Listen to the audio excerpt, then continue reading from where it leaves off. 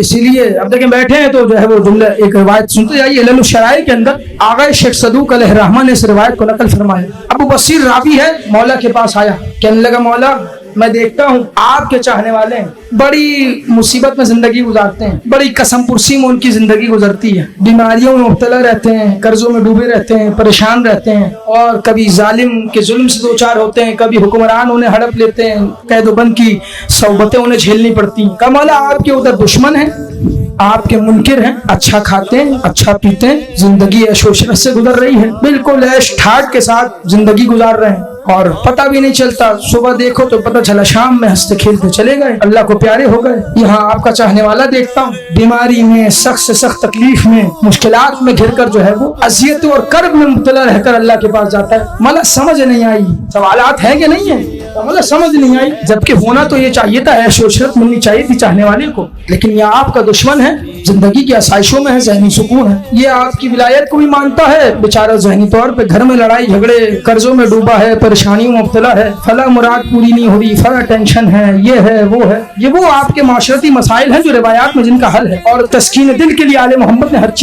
چیز دے کر گئے ہیں. ابھی ابو بصیر نے سوال کیا تو مولا نے ایک جملہ کہا, مجھے نہیں معلوم کون کس طریقے سے اس کی قدر کرے, یقین کریں آل محمد بھی کہہ سکتے تھے. کہا یہ ایسا اس لیے ہے کہ اللہ عادل ہے. توجہ چاہوں گا جو حضرات سلامت رہے اس جملے پر بولے ہیں کہ اللہ عادل ہے, وہ بھی نہیں سمجھ سکا تھا. کہنے لگے مولا یہ بتائیے اس میں عدل کا کیا اختیار ہے. کہنے لگے چونکہ وہ جو کافر ہے, وہ جو ہمیں نہیں مانتا, وہ جو ہمارا اطاعت گزار نہیں ہے, جس نے ہماری ولایت کو نہیں مانا ہے, اس نے دنیا میں اچھے کام تو کیے ہیں, اس نے کبھی کسی کی مدد کی ہوگی, کبھی کسی کو کھانا کھلایا ہوگا, کبھی کسی کو صدقہ دیا ہوگا, تو اللہ تعالیٰ اس کے اچھے اعمال کی جزا اسے اسی دنیا میں دے دیتا ہے. کیونکہ جب وہ محشر میں آئے گا تو اللہ کے سامنے اپنا کوئی نیک عمل دکھا کر ہم سے شفاعت کا مطالبہ نہ کرے, اور جو ہمارا چاہنے والا ہے, ہمیں مانتا ہے لیکن گناہوں میں مبتلا رہتا ہے, اللہ تعالیٰ اسے بیماریاں دے کر, مشکلات دے کر, پریشانی دے کر اس کے گناہوں کو